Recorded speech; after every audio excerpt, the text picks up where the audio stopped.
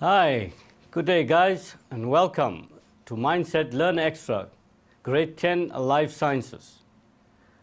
We have covered already the first unit, and that was on molecules, and we went on further into the cell, and we looked at the entire cell, and we compared plant cells and animal cells. Today we are looking at a little more detail about cells, and we want to know how do cells make more cells? And hence we are discussing cell division. We are going to go through a whole range of slides today to look at how the cell actually divides to multiply. That is the only thing, guys, where something divides to make more. Normally, when we have to divide among people, obviously, everybody gets a piece of the whole.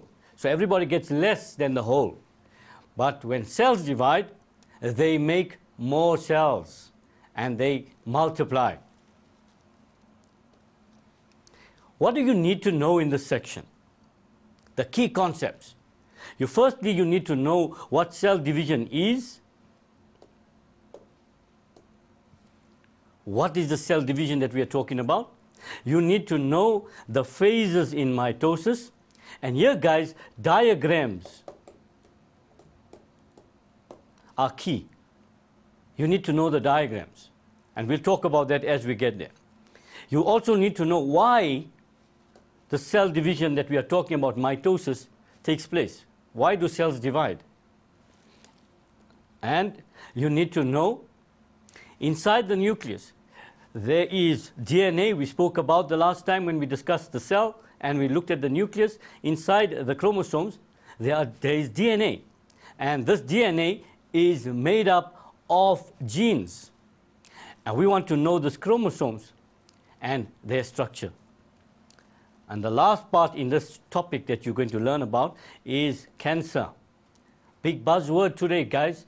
Everybody knows what cancer is all about, but we need to know a little bit more about the theory about it.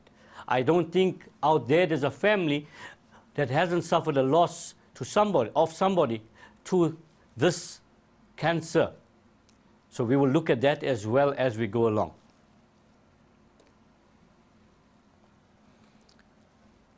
When we look at cell division itself, there are two major types of cell division that you're going to learn while you're at school. And they are mitosis and meiosis. Mitosis is a cell division that you're going to learn this year in grade 10. And later in grade 12, you will learn about meiosis. And, guys, when you do meiosis in grade 12, the educators expect you to remember mitosis, because right at the end of the unit of meiosis in grade 12, you would be asked to compare meiosis to mitosis. So obviously, you need to get into the crux of this unit. So when you get to grade 12 and you talk about meiosis, then it becomes easier, the transition becomes easier, because you already know what cell division is all about. So it's important for you to master this section this year and keep it at the back of your mind. Save it in a file in your brain. Save it. Give it a nice name, mitosis grade 10, so that when you need to retrieve this file later, then you can call it up. Mitosis is ordinary cell division. And this mitosis, which is in ordinary cell division, takes place in ordinary body cells or somatic cells. These are your ordinary body cells. For example, the cells in your skin, the cells in your nails, the cells in your hair. As you can see, I've cut my hair recently, and hair, believe it or not, is growing there again. I'm not seeing nails growing there. Or when I cut my nails last week, I'm not seeing hair growing on my nails. We'll talk about why that happens just now. So in the ordinary body cells, mitosis takes place. And at your age, these cells will be giving you a little bit of extra energy, and in meiosis takes place in gametes. Notice the biological term, gametes. Gametes are special cells that are involved in transferring hereditary information from parents to offspring. It is the sex cells. In humans, that would be, in males, the sperm, and in a female, the egg. In a plant, for example, flowering plant, it would be the pollen grain. The male gamete is inside the pollen grain, and the egg cell is inside the ovary, inside the flower. So these are the sex cells we are talking about. And meiosis does not take place in these cells. Notice the sentence very carefully. Meiosis is a special cell division for the production of sex cells. So in other words, the result of meiosis would be a sperm or an egg. It does not take place in the sperm or an egg. It takes place rather in humans, in the testes, in a male, and in the ovaries in the females, to produce sperm and egg. So you must be very careful that you do not confuse that issue. So we've understood now what cell division is. Mitosis is ordinary cell division where cells multiply, where cells duplicate themselves. They make copies of themselves. And meiosis is a special type of cell division to produce sex cells. Now, we are going to concentrate more on the mitosis part, because that is what you need to know. Now, why do cells divide during mitosis? First of all, you know that you are a product of the fusion of a sperm and an egg. The nucleus of the sperm and an egg cell. So basically one cell. And one cell basically is even smaller than that little green dot that you see on screen right now. And the egg cell is actually the largest cell in the body, and the egg cell is smaller than that dot that you see there. Now imagine, look at yourself in a mirror now, and you came from this one dot. How in heaven's name did all this happen? There must be something great out there that has shaped you into this beautiful being that you are today. And the first reason for mitosis then is for growth. Mitosis is also used for repair. How often have you not fallen off your bicycle? Have you not cut yourself? I showed you again, I'll show you again. Have you not cut your hair? Have you not cut your nails? Or you got hurt somewhere? And what do you notice? That your body repairs itself.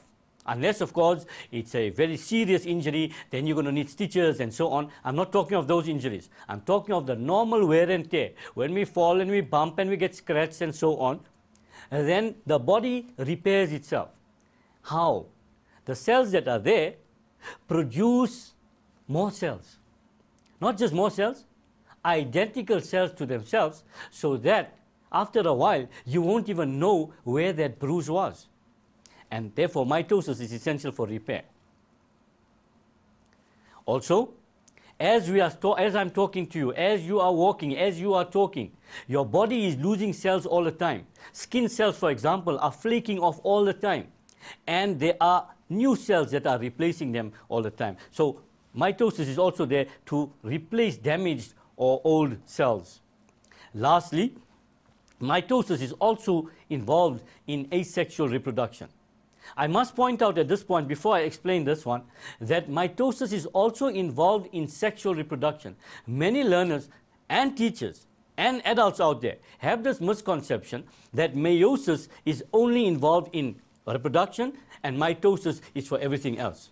However, yes, meiosis is exclusively for the purpose of reproduction. But after fertilization takes place, when the egg and the sperm fuse, for that one cell to become many cells, meiosis doesn't take place. It's mitosis that takes place. So mitosis is involved in both. All of this, so mitosis has its place in sexual reproduction as well. But I've kept it apart here so that you do not get confused when you are learning. And now I'm clearing that point so that you understand what we mean when we say that there is some mitosis in sexual reproduction as well. But when we're talking about asexual reproduction, notice in life science, when we add the letter A in front of something, generally it would have a negative effect. Sexual with sex cells, asexual reproduction without sex or without the fusion of sex cells. When, for example, you may have learned about bacteria and how they multiply. Bacteria multiply by binary fission. Actually, binary fission is a big word which actually is ordinary mitosis. So bacterial cells, remember we spoke about unicellular cells when we dealt with cells. Bacteria are examples of unicellular cells. So when unicellular organisms, when they become more, the cell simply divides by mitosis to make more of the same. So that whole organism, which is actually one cell, unicellular, bacteria, amoeba, etc., and they can multiply that way without exchange of sex cells. So even vegetative reproduction, where we take a plant cutting, for example, we cut a stem and we put it in a correct growth medium, and we allow little roots to sprout, and then we plant. A good example of this would be your rose trees at home. You can actually cut a small piece of the stem out and you put it in a correct nutrient medium. Once the little roots prop out, you can then plant that, and wow, you have another rose tree growing there out from the existing one without the exchange of pollen or any bees, etc., interfering there. So that's also a form of mitosis taking place there. Now, to understand this whole idea of mitosis, we need to know a little more about these guys which we call chromosomes. We spoke about the chromatin network when we dealt with the cell, and we delved right into the nucleus. We found inside the nucleus, we found the nucleolus, and we found the chromatin network. And we explained that the chromatin network are made up of chromosomes, individual chromosomes. And we said that in humans, for example, our body, ordinary somatic cells, have a chromosome number of 46. That means in every cell of our body, we have 46 chromosomes, apart from the sex cells, the gametes, which have half of that. We'll talk about that again a little later as well. So chromosomes is material that is found in the nucleus. First of all, and we spoke about this when we dealt with the cell, is made up of DNA. However, each chromosome consists of 2 strands. These strands are called chromatids, and they're held together by a centromere. They say pictures speak much more volume than words. And here we have the actual structure. And guys, this is what I've been talking about all the time. Easier to learn from a diagram than to learn from a chunk of words in a textbook. The diagram, if you can remember the diagram, instead of saying to yourself that, you know, the chromosomes are made up of, the chromosomes are made up of, the chromosomes are made up of. No, that's not going to help you. Look at the diagram, feel that diagram, and put that diagram in your mind. Take a photo of it with your eye, and you keep that in your mind, and that's when you're going to learn it better. You'll never forget it. So what we are saying, a chromosome there is made up of 2 chromatids, one, and that's the second one. And it's held together, these 2 chromatids are held together by a centromere. By the way, what you see coiled inside each chromatid, and we spoke about this when we dealt with the cell, a long strands of nucleic acids, and in this case, DNA. And the DNA are made up of shorter units called genes. Not the ones you're wearing, but the ones that make you. These ones, Genes. And these are the ones that give you your characteristics. So chromosomes basically are things that you inherit from your parents that make you the way you are. Here's a micrograph showing you the structure of a chromosome as well. We've just broken it up here to show you a sketch of what a chromosome would look like. Look at that, absorb that. You're going to have to know the chromosome in grade 10, and you're going to have to know about the chromosome in grade 12 again. So look at that properly.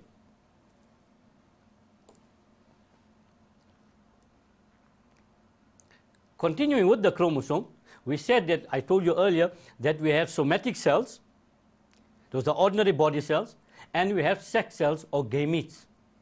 The same way, we have ordinary chromosomes, which are called the autosomes, and then we have the sex chromosomes. Those chromosomes, one pair of chromosomes, which determines whether you're a boy or a girl, whether you're a male or a female. And these two diagrams show that clearly. And we have X chromosomes and Y chromosomes. The females have two X chromosomes, XX, and the males have XY. It's the Y chromosome that makes a boy a boy.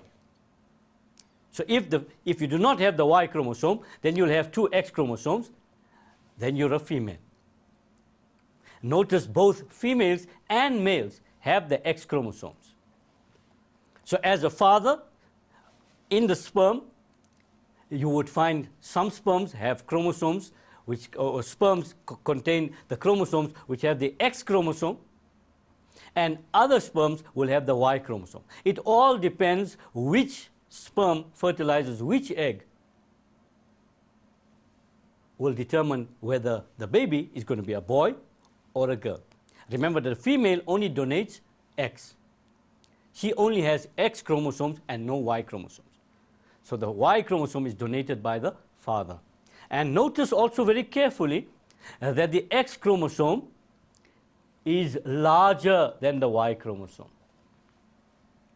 And you will go into much more detail about the differences between the X chromosome and the Y chromosome when you get to grade 12.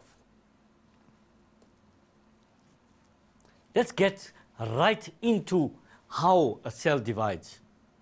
We've looked at the what is cell division? We've looked at the why does cell division take place? We've looked at some technical stuff about the cell and what we're going to discuss further. Now, we are going to answer the question, how? How does the cell divide? And that's what we're looking at. And to do this, we have to look at the cell cycle. The cell undergoes its cycle. It has a whole cycle that it goes through, and it grows, it prepares for cell division, and then it divides to form two daughter cells, each of which then starts the cycle again. So it's a continual cycle. A cycle, the cell grows, it gets ready to divide, it then divides, it produces daughter cells. These daughter cells will do exactly as what the original cell has done in the past. So this is what's happening to the cell all the time. This is what we mean when we talk of the cell cycle. For us to understand it, this process it takes place in a flick of a finger sometimes. But we need to understand it. So to make us understand it, to make our understanding easier, scientists have broken this whole cell cycle into different phases. They call it, first of all, interphase. Then they have mitosis, which is prophase, metaphase, anaphase, and telophase. And then they talk of cytokinesis. Let's go to each one. Interphase has 3 stages on its own. The first one is G1, which is called the primary growth phase. This is when the cell has just come out of cell division. This is a new cell. It has just come out of cell division. It's a daughter cell. So it goes through primary growth. It gets all its organelles back and so on, as we will learn earlier. Then it goes to the synthesis process, where DNA replication takes place. Then it goes to the G2, or the secondary growth, where now the cell has all these organelles rather. Remember what we spoke about last time when we spoke about a cell. We talk of cells, we talk about tissues, we talk about organs. Organism, and inside the cell we talk about organelles. So we're saying in the secondary growth phase the organelles reappear and the cell gets ready to divide again. And then it goes into mitosis, which is the actual cell division. And this mitosis itself has 4 phases: prophase, metaphase, anaphase, and telophase. So altogether, if you really look at it, you have 5 phases. The first being interphase. Then, let me write those letters down for you. Interphase. Then you have prophase. Then you have metaphase. Then you have anaphase. And then you have telophase. I, P on the mat. Don't do that. just use that to remember the phases in which they occur. Let's look at a diagram that shows the cell cycle and the time that it takes for this to happen. Look at the time that a cell spends in interphase. It's an excellent mini example of a pie chart, basically. It's not a pie chart. It's broken up. It's more a flow diagram. But when we draw a pie chart, it will look similar to this. And you can see most of the cell cycle is spent in interphase because proper preparation prevents poor performance. Even a cell knows that. So you and I must take lessons from the cell. Whatever we do, do it well. Prepare well, then you are ready. So proper preparation prevents poor performance. And therefore, the cell takes a lot of time to prepare. And look at the phases of mitosis. It's this portion here. And then you have cytokinesis, this little portion here. And there you have your two cells in the end, the result of mitosis.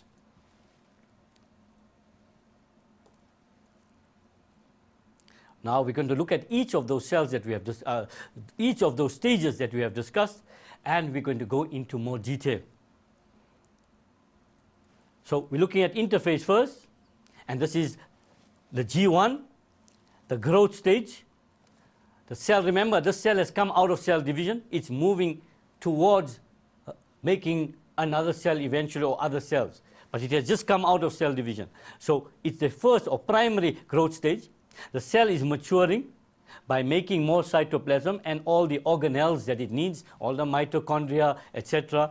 All that is made. The cell carries out its normal metabolic activities. In the early days, when we studied this mitosis, then when we spoke about interphase, we didn't learn all these details. We simply said it's a resting phase. And we must know that the cell doesn't rest. Important things take place. The next phase is called the synthesis stage. And this synthesis stage is where DNA is replicated. Remember, we learned about the nucleotide last week. Now we are looking at that same nucleotide. Which nucleotide? DNA. Here's the original DNA. And this DNA replicates. And when it replicates, it makes two identical copies of the DNA. So now this cell has two identical copies. And then it goes into the next stage called the second growth stage. This occurs after DNA has been replicated or been copied. All the structures needed for division are made. Example, the centrioles, they are ready. And both organelles and proteins are synthesized in this time. In this way, the cell is now ready to go into cell division proper.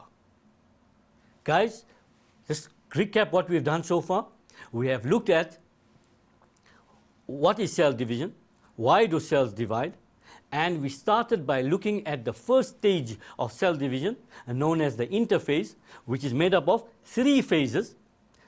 G1, the growth, primary growth, the synthesis, where replication takes place, and secondary growth, where the cell matures to get ready to divide.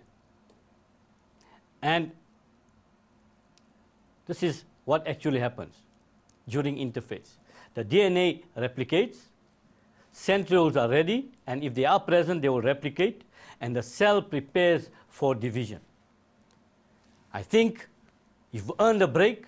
You take a small break, and when we get back, we will look at mitosis proper, and we'll start with prophase.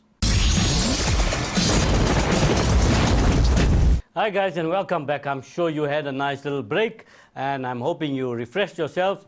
You had some water, especially to keep you moving all the time. Water is the best refreshment that you can have at all times. Remember that. Avoid all the sugary substances all the time. We now move on. Remember, we've just discussed the interphase, the G1, the synthesis, and the G2 phase. We're now looking at that stage of the cell division, which we call mitosis.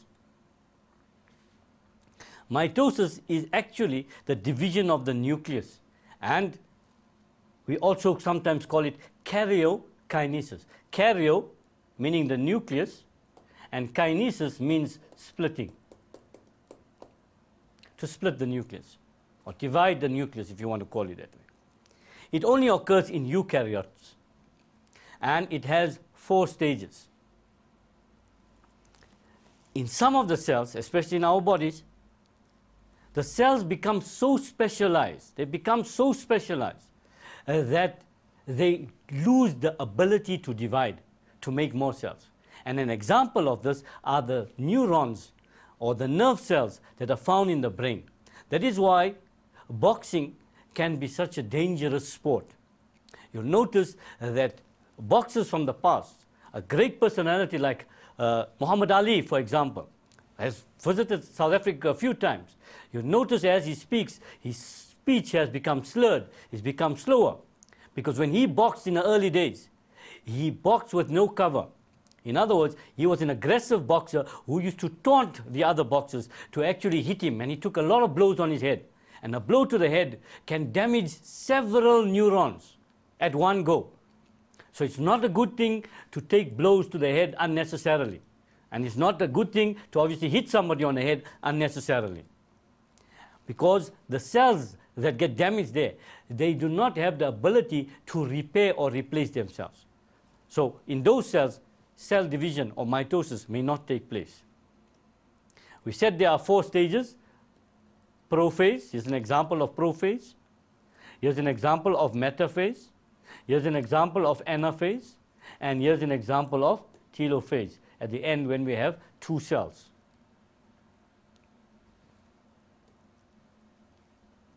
Let's look at prophase in a little bit more detail. Prophase, actually pro meaning the first phase, and interphase is in between cell division.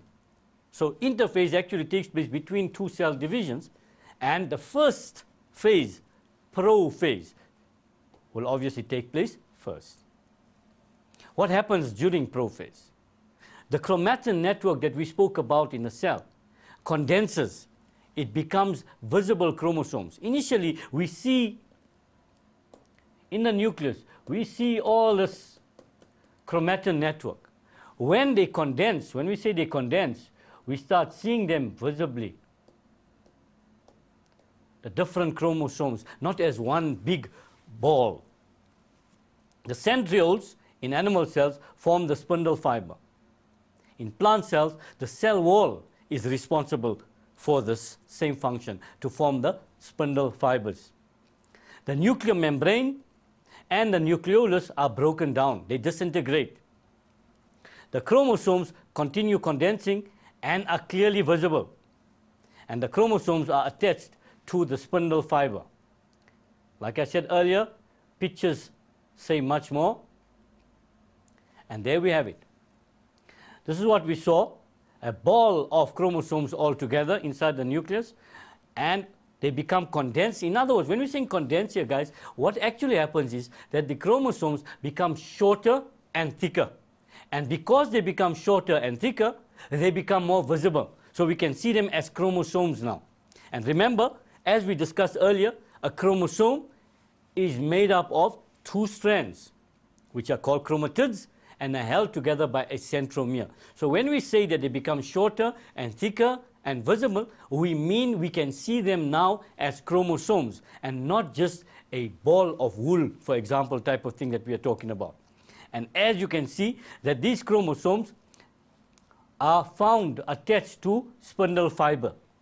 By the way, in this diagram, you can clearly see that the centrioles, these guys, they're moving apart to opposite poles.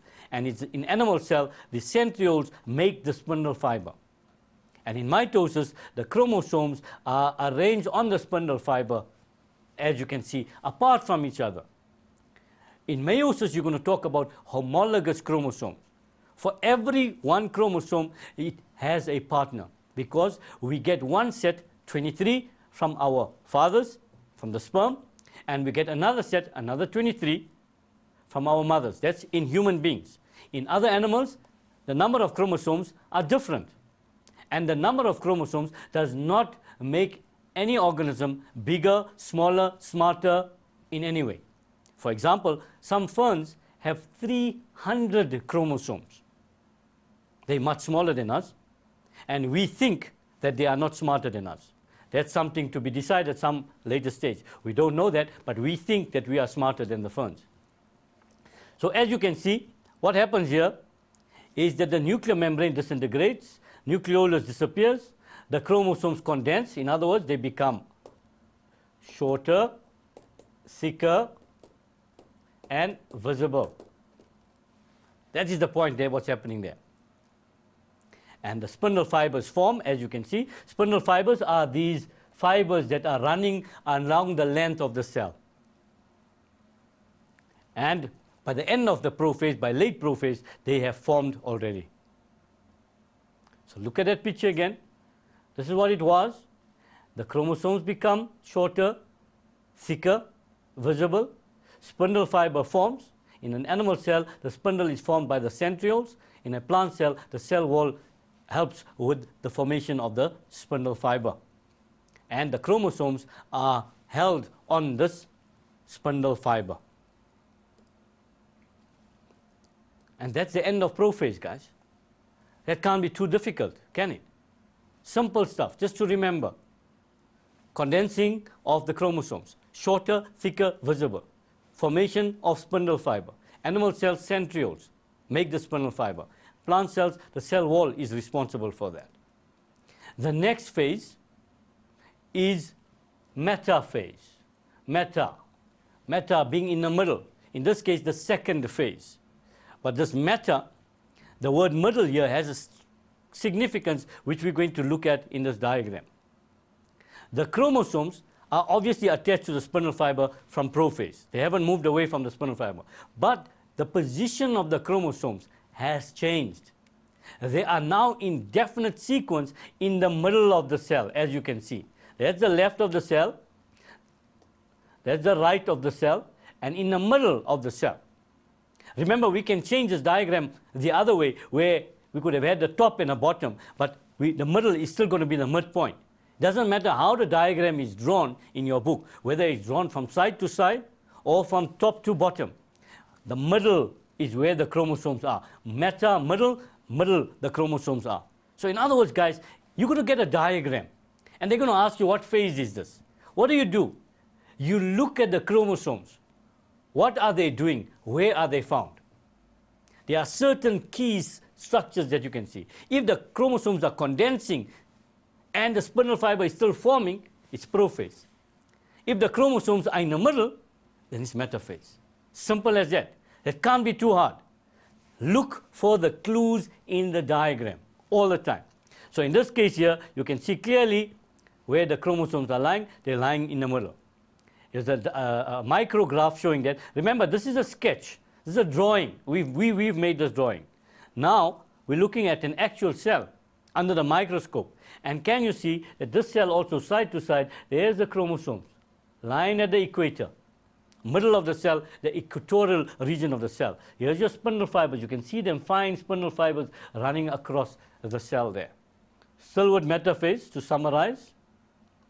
During metaphase, chromosomes are aligned on the metaphase plate or in the middle of the cell or at the equator of the cell, as you can see in this diagram. So chromosomes are attached singly, each one on a different spindle fiber at the equator of the cell. That's all that you have to know in metaphase. How difficult can that be, guys? It's just easy as pie. We move on. It was I, P on the mat. M for metaphase and A for anaphase. And that's what we're going to look at now. During anaphase, guys, what happens is that the spindle fibers start contracting, as you can see in this diagram. The spindle fibers contract. And when they contract, the centromeres that held the chromosomes together splits. So these chromosomes that were held together, the chromatids separate. And as you can see, one chromatid of each chromosome moving towards one pole, and the other of the two strands moving to the other pole. Typical of this particular phase is the splitting of that, and this typical V-shaped chromatids as we can see them there. That is the most important characteristic of anaphase, the splitting of the chromosomes. And you can see it in a cell here, in a plant cell here, where there's your V-shape, clearly V-shaped chromatid. One going this way, the others going the other way. Half going to one side and the other half going to the other side. Here's another clearer diagram of that same thing. As you can see, the spindles are contracting and pulling chromatids to opposite poles. And summary again, the centromeres divide in two. Spindle fibers pull sister chromatids to opposite poles of each cell. And each pole now has an identical set of genes. Remember, these chromatids, how did they come about? DNA replicated during anaphase. So DNA made a copy. So the cell has two strands of identical DNA. There's the one strand, there's the other strand. And these two strands are moving apart. This is obviously early anaphase because the split has just occurred and they're going to be moving away. The further away from the equator they're going to be, that will be the later anaphase. Remember again that these are just names that we are giving to the phases. This thing doesn't happen the way we're talking about it in the same time. This happens all the time. The cell doesn't stop and say, okay, now it is interphase. I'm going to make some DNA replication. And now it's time for G2 growth phase. And now, no, it doesn't happen like that. The cell divides in an instant. We are just breaking it up so you and I, ordinary people, can understand how this complicated, wonderful act of creation takes place right in front of our eyes. How can we not be grateful to the wonders of creation when something like this happens? We move on to telophase, the last of our letters. Our letters again, I, P on the mat. Interphase, prophase, metaphase, anaphase, telophase. I will sing that song to you all the time. When you're sleeping, when you get up, anytime, if I ask you, what are the phases, you must be able to tell me. The first phase is interphase, then it's prophase, then it's metaphase, then it's anaphase, then it's telophase. This is what you must know. Guys, you've got to understand your work. Digest it, assimilate it, let it go into your body, so that when you're explaining it to somebody else, you must know what you're talking about. You are not just rattling off something that you have tried to memorize from a textbook or from a couple of pages or from any internet site. You must understand what you're doing. This is what life science is all about. Anybody that told you that life science is a sorting subject, they don't know what they're talking about. Life science is a subject where you need to understand concepts. And I'm going to remind you about this every time I see you. So we are at our last phase, telophase. Now what had happened? Remember during anaphase what had happened? The chromatids were separating and moving to opposite pole. During telophase, the chromatids are at the opposite pole. They have gone to opposite sides of the cell. The spindle disassembles, breaks up. The nuclear membrane starts forming again, where at the poles around each set of these chromatids. The nucleolus reappears. In other words, the cell organelles start reappearing again. And cytokinesis occurs. And we're going to explain what cytokinesis is in a while. So I'm not going to go into the detail of that. And the chromosomes eventually, this diagram won't show it to you because you can see the cell is still at early telophase, where this is a classical animal cell where invagination is taking place. Invagination. Invagination simply means the pinching in of the cell membrane. Remember when we spoke about the cell, we said that the animal cell has a cell membrane as an outer covering. So therefore, in this particular cell, the animal cell, the cell membrane simply pinches inwards and eventually we'll have something like that happening. And you will have two cells. And then these chromatids will recondense. In other words, they will coil up again into chromatin, so we can't see them anymore. And here you can see in a plant cell a similar thing taking place, but you'll notice there's no invagination taking place. There's no pinching in of the cell membrane here. In this case, you see something is happening here in the middle. This is called a cell plate. In a plant cell, it is the cell plate which will divide the two cells eventually. And we'll talk more about that just now. So telophase, the highlight of telophase is that the chromatids are at opposite poles, and around the chromatids, the nuclear membrane reappears, the nucleolus reappears, and cytokinesis takes place. In other words, the cytoplasm, cytokinesis. Karyokinesis was what? Karyonucleus kinesis was splitting. So now we have only changed one word, or one part of the word. We've put cyto instead of karyo. Cyto from cytoplasm, kinesis is still splitting, cytokinesis, splitting of the cytoplasm. So that's what's happening here. When we talk about cytokinesis, again, just we've already explained that first part, means division of the cytoplasm. And not just anyhow, it divides in such a way that we get two identical halves called daughter cells. Because mitosis, guys, is exact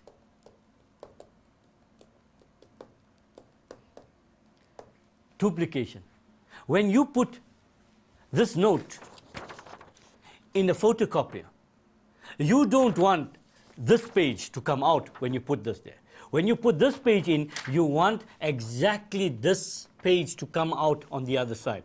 A photocopy, an exact copy. Mitosis is the same. When you're cutting your nails, you don't want hair to start growing there. When you're cutting your hair, you don't want nails to grow there. Imagine if you injured your nose, the tip of your nose, and instead of skin cells start growing there, nails start growing out of there. Wow, would you ever go back to school? I doubt it. Especially at your age. At our age, maybe we can cope with those things. But at your age, one little pimple on your nose, you probably won't go to school. You look for the miracle cure to take it away overnight. One zit, let me destroy it. Okay? So the same way, this is the body. When mitosis takes place, whatever gets damaged, the same type of cells must replace it. Otherwise, there's problems, obviously. So two identical cells are forming. In plant cells, the cell plate forms at the equator in the middle, as I showed you in the previous diagram. And I'm going to show you again to divide the cell. In animal cells, cleavage is the same. It's a synonym to, in this case, to invagination, the pinching in of the cell membrane. And here's some nice diagrams to demonstrate that. This typical animal cell where cleavage is taking place, the cell membrane is folding inwards. And you can see the same thing happening here and there. And these two cells eventually will split. In a plant cell, there's no cleavage, but the cell plate starts forming between them. It starts in the middle, actually. It starts in the middle and moves outwards. And eventually, the two cells will separate. But remember, in a plant cell, the cell wall, another cell wall, and in between, we spoke about this when we dealt with the cells, the middle lamella in between there. So the cell plate will actually become the middle lamella after cell division. That's where the middle lamella comes from. The cell plate will form this middle lamella between the two cells. So that is how animal cells divide, and that is how plant cells divide. Now to summarize,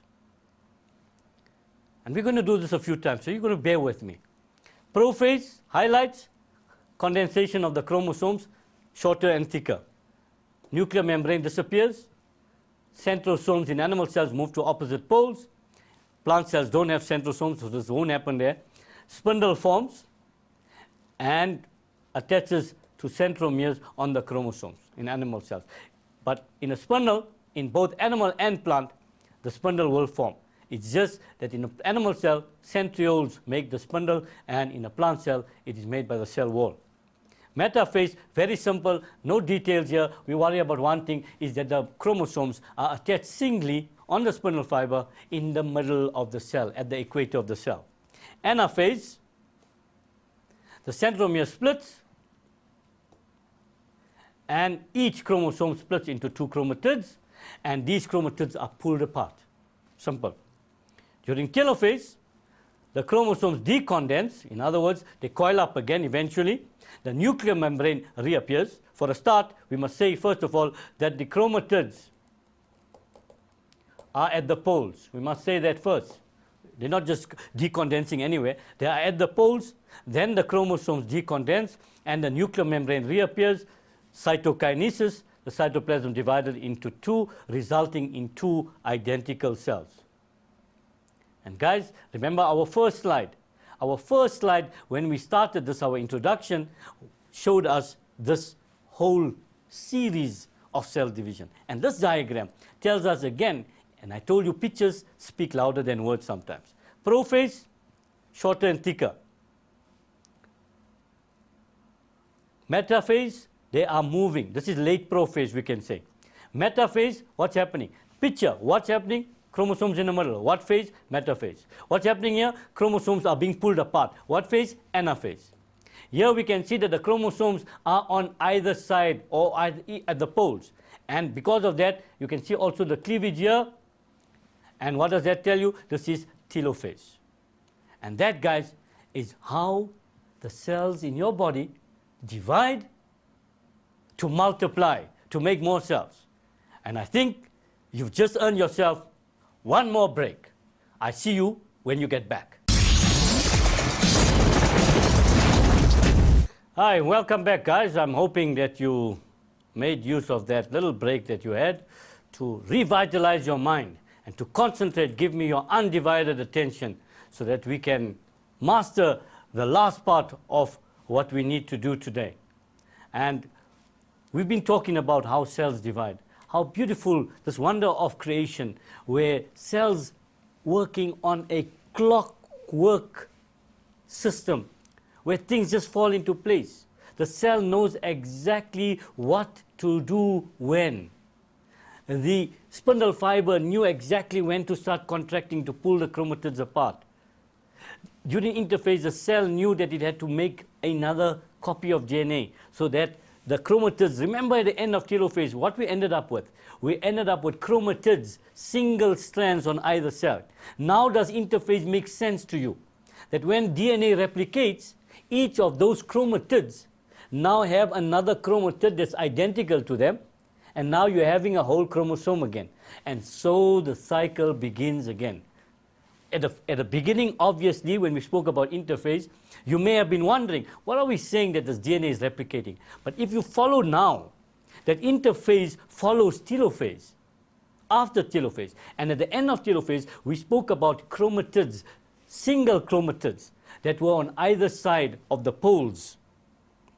And these chromatids undergo a replication to make another chromatid, so that when we start at prophase again, we're not looking at chromatids anymore, we are looking at whole chromosomes, those that have 2 strands held together by a centromere. Sometimes, guys, this code that controls all of this can go wrong. And when this happens, the cell, certain cells, they don't know when to stop dividing. So it becomes an uncontrolled cell division, and the cells go on and on and on, and in this way, they cause problems in our body. And this is an example of cancer. What is cancer? Cancer basically is uncontrolled mitosis. Mitosis gone wrong. Somewhere along the line, the cells got the wrong message. If you want to put it this way, actually, these cells have become our enemies. Inside our body, the cells become our enemies. What they were supposed to do, they are not doing. And in this way, they are causing harm from within the body. They become cancerous. Let's look at what actually happens. If mitosis is not controlled, unlimited cell division takes place. So it's not stopping. It's going on and on and on. And this results in growth, unusual, abnormal growth taking place in certain parts of the body. These abnormal growths are called tumors. I'm sure each one of you that's listening on this program would have had somebody in your family that had spoken about some form of cancer, or a family friend, or you may have heard about it in school, or you've watched TV, you've watched a program where one of the parents or one of the grandparents died because of cancer. Yes, we look at it in a different light from our home perspective, and different people have different beliefs about cancer and so on. The one thing about cancer that we must try to get into our minds, that cancer is not a contagious disease. That if somebody has cancer, they can't spread that cancer to you. There are a very limited amount of cancer that is caused by viruses. We'll talk about that a little later. But most of the cancers that we know are caused by other factors, something gone wrong. So if you go and if you hug somebody that has cancer, it doesn't mean that you're going to get cancer. It doesn't work like that. It's not a contagious disease. So we must get that mindset right in our head. And obviously, you go back home and you find out from your folks, what do they think about cancer? And in different cultures, in different customs, how do we treat this type of illness? You'll be amazed to find that different ways, different people around the world, leave alone around the world, in South Africa, in different areas, different cultures, this beautiful rainbow nation of ours, how different people may tackle this issue, how they deal with it, how they tackle it, how they want to cure it. So you must find out more about this with your folks at home. Let's get back to the work itself. First of all, we said that cancer cells do not respond to the signals that regulate the growth of most cells. In other words, they're seeing this red robot, and they're supposed to be stopping at this red robot. And much like a taxi driver in South Africa, they skip the red robot. And when they're skipping this red robot, in this case, it meaning that they're not stopping. And here, not stopping doesn't mean going across the line. It simply means they are carrying on to divide. As a result, they form masses of cells, huge growths, called tumors, that can damage tissues around them, all depending where this particular tumor grows. Different parts of the body, it will cause different problems. These two diagrams, are showing you how cells can become abnormal and they start forming masses of growth there in that area there. Look at this particular one. This area here, these cells, something's gone wrong. And therefore, these cells are not stopping to divide. And you can see they're going to cause problems in this area. They're going to squash the cells that are around them. We get two types of tumors. The first of the two, known as benign tumors. These benign tumors, they normally encapsulated. Oh, big word. No, don't get scared. Simply means there's a capsule around the cells that are growing. And because there's a capsule around the cells, they will not easily spread to other parts of the body. But if this growth continues increasing in size, it can cause problems to the area in which it is found. For example, if they are in the brain, then obviously if they are squashing out cells that are involved in vision, then you're going to have a problem with seeing. If they are squashing out cells that are dealing with smell, you will have problem with smelling. If they are going to squash out cells that allows you to walk and talk in a coordinated manner, then obviously you're going to lose these facilities as well. So all depends where it is. And in some cases, the doctors need, and the family together need to make the decision. Do we take this tumor out or do we leave it there? And it all depends on what the patient ultimately says, because quality of life is dependent on what the decision that he makes. The malignant tumors, these guys, they do not have a membrane surrounding them, So therefore, they can spread to other areas. And the problem with this is, the more they spread in the body, they're going to start whatever they were doing in the one part of the body in other parts of the body. And then the cancer spreads, so it's not localized anymore. And anything that is not localized anymore would be more difficult to cure.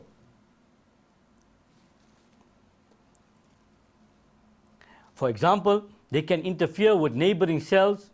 They can block blood vessels because the cells are just moving around. They break away from the original mass. For example, if we go to our diagram again, if one of these cells breaks away from here and it goes into the blood, then it's going to be carried somewhere and it may rest somewhere else and start dividing. As it's flowing in the blood, the mitosis may take place, and the cells then may block that blood vessel. Problem for you already. They may cause problems in your gut, your digestive system, in the intestines, stomach, anywhere, glands, tongue, throat, in your lungs, any organ, and they can cause problems in these areas. What causes cancer? This is the big question. In other words, we have looked at what. What is cancer? The next question is asking, why does it happen? Why does it happen? We also looked at the how, by the way, in some of the examples that we looked at. Now we want to know what is causing it.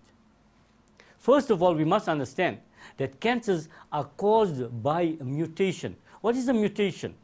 A mutation is a change in the code in your genes. Remember we said chromosomes are made up of chromatids.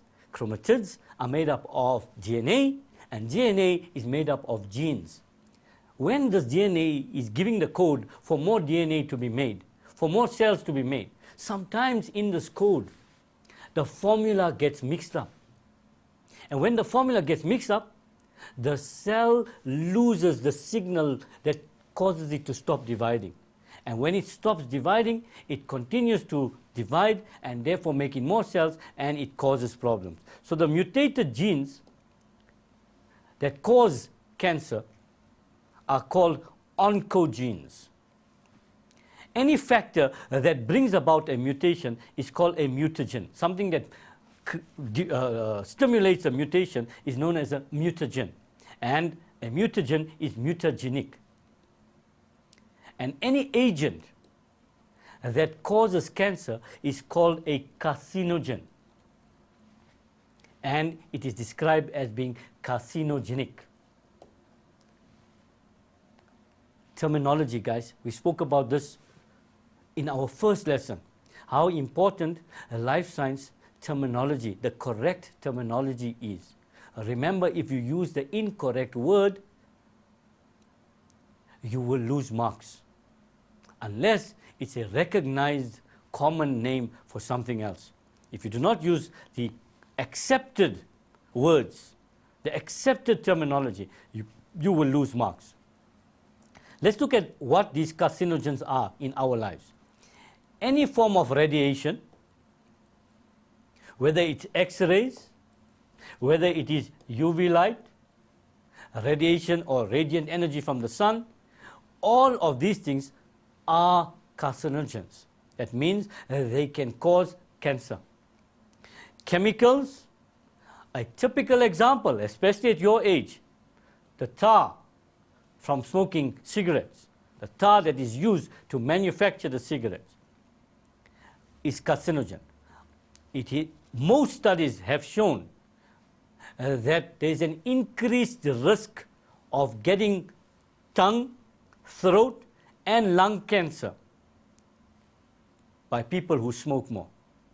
So in other words, they've studied people who don't smoke, and they've studied people who smoke, and they found that the people who smoke, the chances of them, the risk of them getting cancer is higher than in those who don't smoke.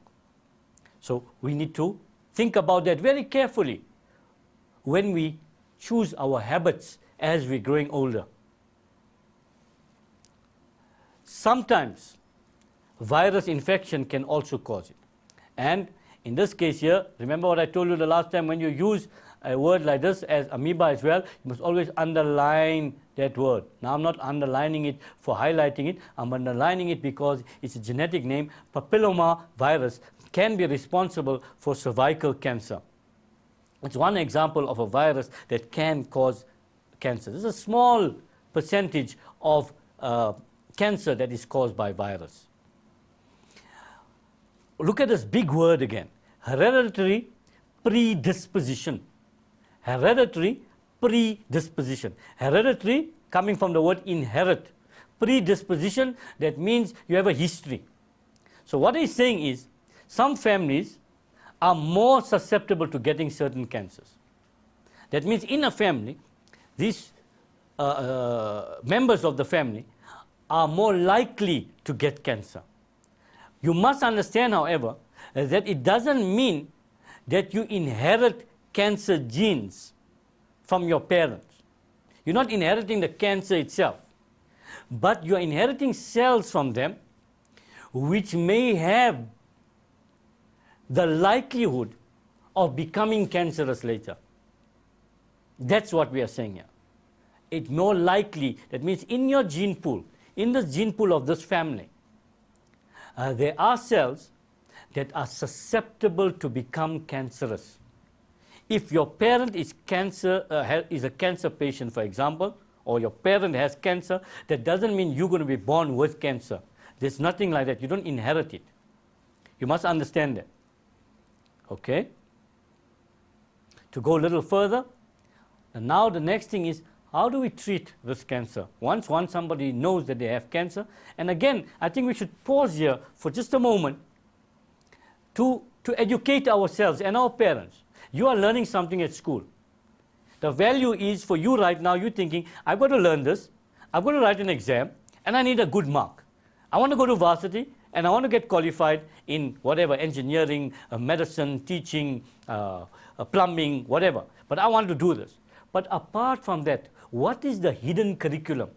The hidden curriculum talks about what is education actually meant for. Education is not only meant to get a degree.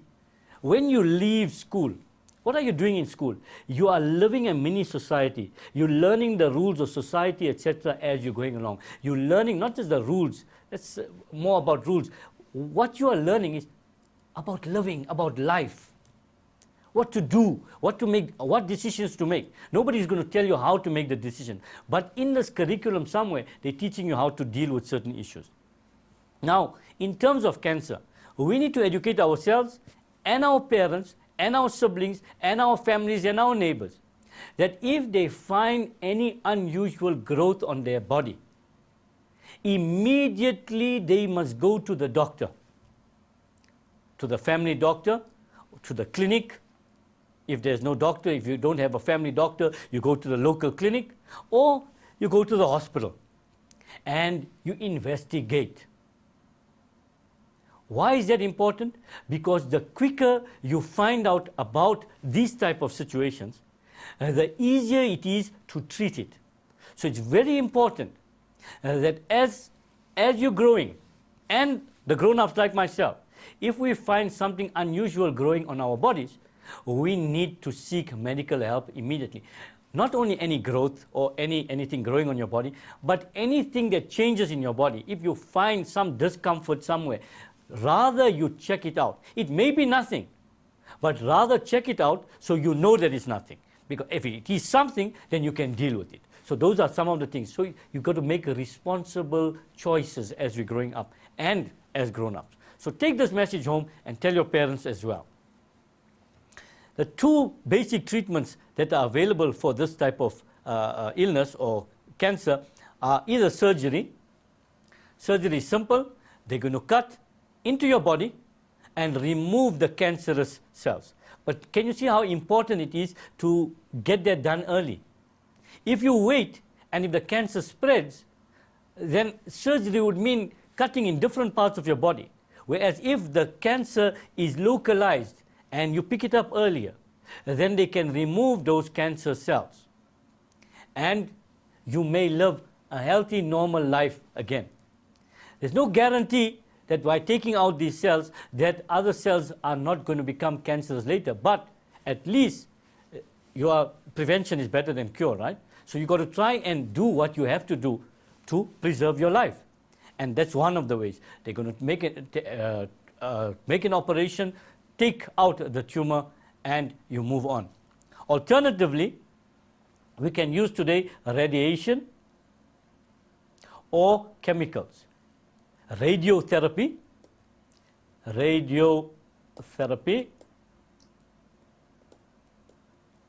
and chemotherapy. These are two alternate ways in which one can cure cancer.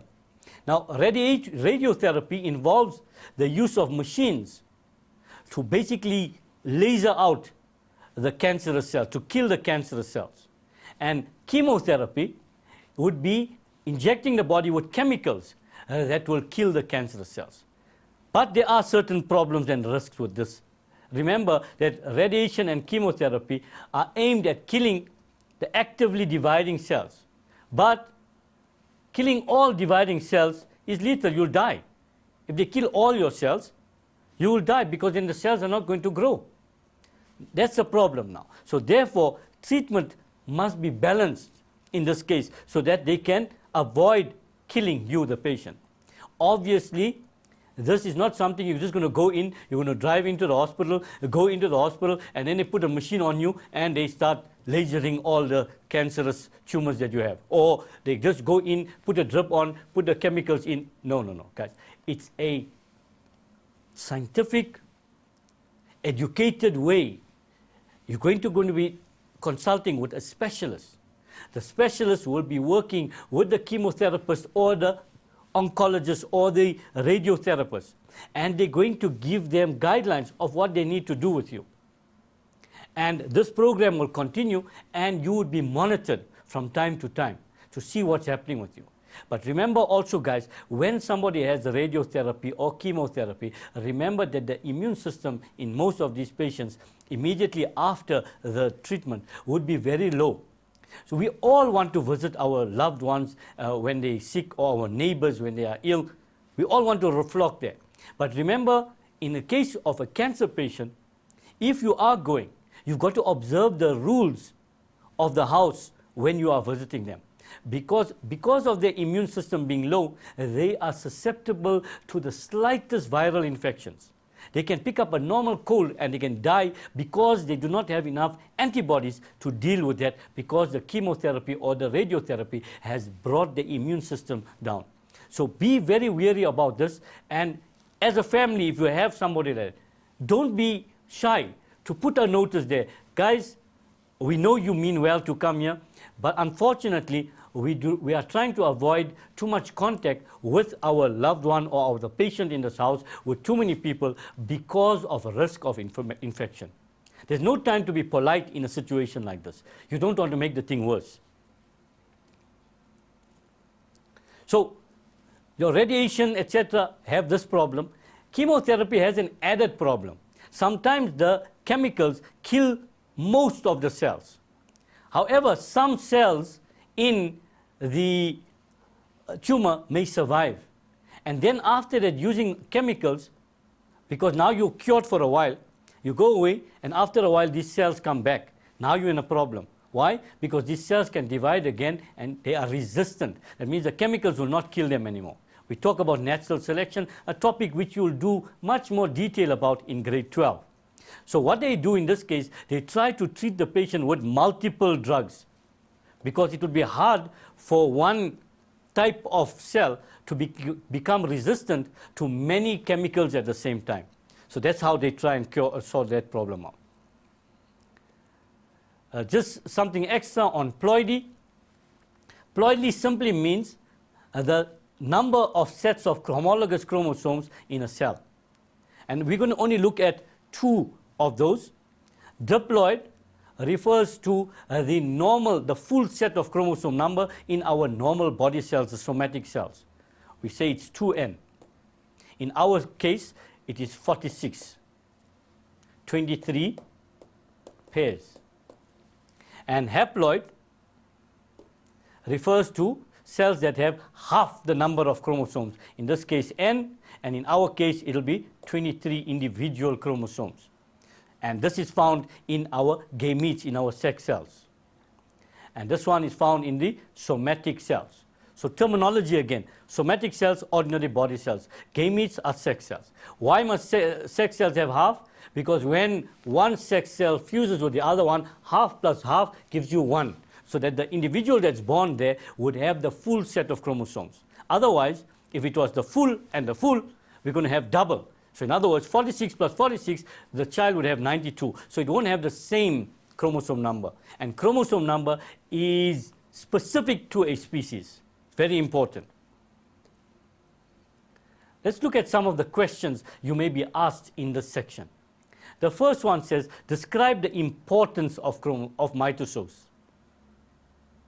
Describe the importance of mitosis.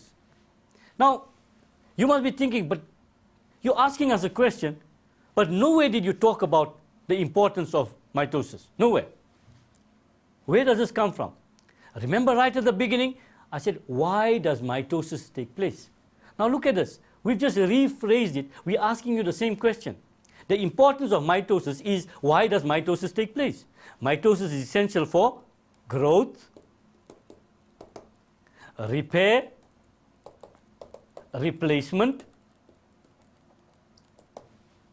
also for asexual reproduction,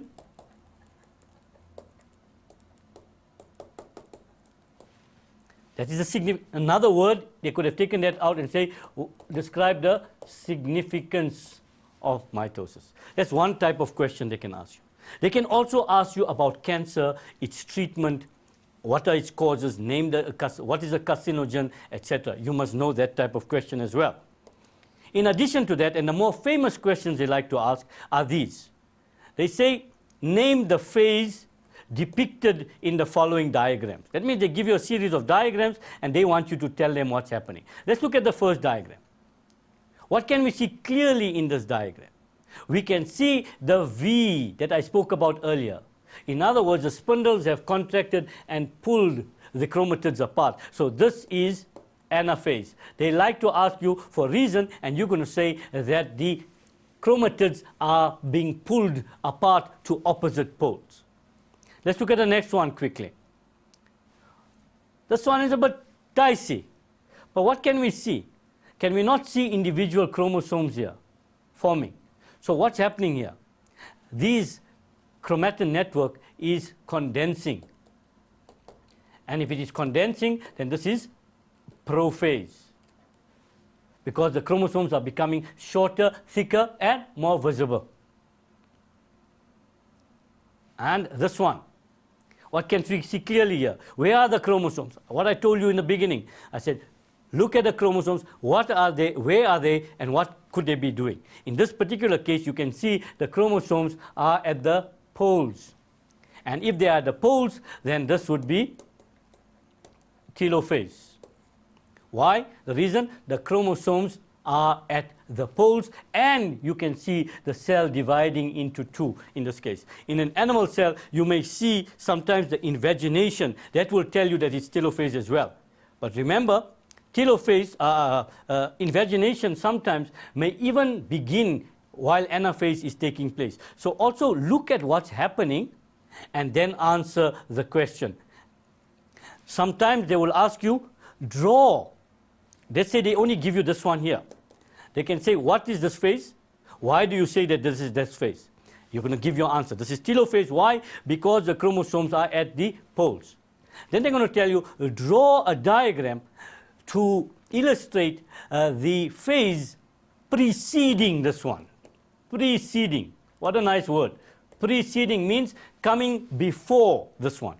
And then you'll have to answer that one. Obviously, coming before this one is anaphase. And sometimes they give you this one, for example, they give you that one. This one we said was prophase. And they can ask you why you said so. You're going to say the chromosomes are becoming shorter and thicker. And they can say, draw a diagram to illustrate the one that follows this one. Follows. Follows means comes after this one. In those ways, this is how they can ask you this question. So they can either ask you to draw, they can ask you in an essay to describe all the stages in the cell cycle, or they could give you diagrams like this and ask you questions that I have shown you here. In addition to this, they can test you on the significance of mitosis, they can test you on the cancer, what is cancer, how does it take place, what is a carcinogen, what is a mutagen, etc., etc., etc. You must know the terminologies. I'm hoping, guys, that you have listened attentively and you have absorbed what I have told you, and you are assimilating it by going back to your textbook and reading about it again, and looking at your textbook or a test you've recently written, and you answer those questions now after you've watched what I have told you. In this way, you would know whether you've moved from where you are to one point further or not. If you do not do that, then you haven't assimilated what we have done. You haven't stored it. You haven't saved it in your mind. So this is how you do it. You've listened to what we've spoken about. You go back to your textbook, read a little bit, also look at questions in the section and see whether you can answer it. If you can't answer those questions still, you go back to one of your friends or your teacher to figure out why you're not getting the point in that particular question. In that way, you are sure to succeed in life science. Remember what I say all the time, understanding is key to life science. And when you understand, you can apply. And if you apply, you're on your way to success. So with that, guys, I'm wishing you well in everything you do. Thank you for being attentive, and all the best. Thank you.